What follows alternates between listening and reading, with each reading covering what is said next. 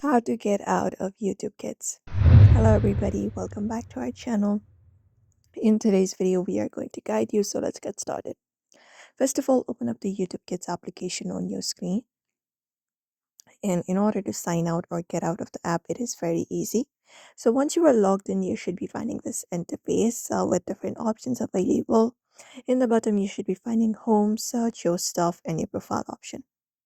So you may just go ahead and tap on your profile option in the bottom right, and you can just go ahead and choose another profile from here if you have. Otherwise, you can look out for this settings icon at the top right corner, tap on it, and from there you need to provide up with this multiplication.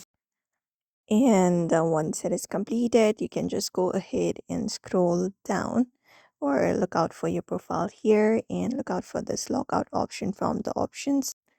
We have this option of use YouTube Kids signed out option. So you can just go ahead and tap on it and confirm it, and you will be signed out of YouTube, and that is it. And you can use YouTube without using an account. So this is how you basically sign out of YouTube Kids. I hope this video was helpful. Give it a thumbs up and subscribe for more tips and tutorials.